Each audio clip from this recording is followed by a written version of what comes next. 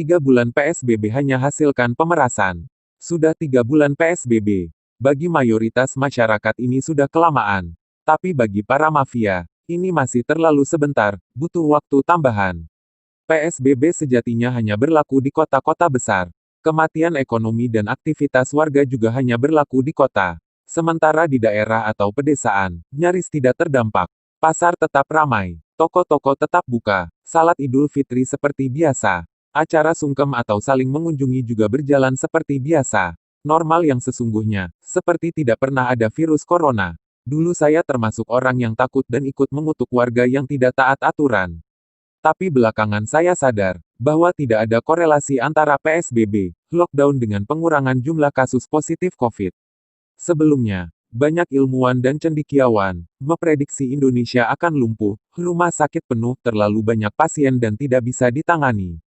Ketakutan ini berdasarkan kengeyalan masyarakat yang tetap beraktivitas seperti biasa, serta lambatnya pemerintah menerapkan PSBB. Tapi, setelah 3 bulan berlalu, semua ketakutan itu tidak terjadi. Mestinya, prediksi yang tidak sesuai itu punya jawaban atau alasan mengapa terjadi kegagalan prediksi. Harus ada alasan ilmiah kenapa Indonesia bertahan dan biasa-biasa saja. Masyarakat di daerah, di pedesaan, yang kasus positif COVID-nya hari ini hanya hitungan jari, itu tidak pernah menerapkan PSBB atau protokol kesehatan. Tidak ada penularan cepat seperti yang diklaim dan diberitakan oleh banyak ilmuwan. Sebulan sebelum pemerintah mengeluarkan aturan larangan mudik, menurut data Kemenhub, sudah lebih dari 1 juta orang lebih dulu balik ke daerahnya masing-masing. Termasuk di Madura, saya menyaksikan sendiri puluhan bus datang setiap hari. Penuh, bahkan saat sudah ditetapkan aturan larangan mudik, masih banyak warga yang berhasil pulang dari Jakarta dengan menggunakan jasa travel. Tidak adanya penambahan kasus COVID di Madura, dan juga daerah lain yang terkenal perantau, menunjukkan bahwa aturan larangan mudik yang dilakukan pemerintah itu tidak ada korelasinya dengan penambahan kasus positif. Memang ada pasien meninggal karena COVID. Ada, tapi tidak banyak. Dan sejak kasus pasien 1, tidak terjadi penyebaran seperti yang digambarkan. Bagi saya, waktu 3 bulan ini sudah cukup dijadikan evaluasi. Mestinya data yang didapat sudah sangat lengkap sehingga ke depan bisa fokus pada pemulihan ekonomi. Pemulihan mental masyarakat. Jangan omong kosong dan bilang ekonomi mudah dan bisa dibangkitkan. Lalu membandingkan dengan nyawa manusia yang tidak bisa dihidupkan lagi. Lihatlah kenyataan hari ini. Membangkitkan ekonomi sebagian orang bisa sama mustahilnya dengan menghidupkan manusia yang sudah mati. Lah gimana? Bank sudah tak mau keluarkan kredit.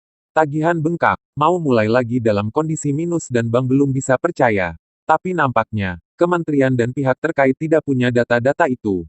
Mereka lebih sibuk menghitung anggaran dibanding mencari jalan keluar. Mereka lebih sibuk menakut-nakuti masyarakat, agar negara tetap darurat COVID dan anggaran terus cair dan cair. Sekali lagi, setelah 3 bulan PSBB apa hasilnya? Kalau kita masih bicara ventilator lagi, APD lagi, anggaran lagi, itu artinya kita tidak menghasilkan apa-apa. Tidak menuju ke arah yang lebih baik. Sehingga jangan heran kalau ada pihak yang mau jualan obat racik, padahal di Amerika obat tersebut sudah dilarang. Atau ada yang sibuk kerjasama dengan luar negeri terkait vaksin.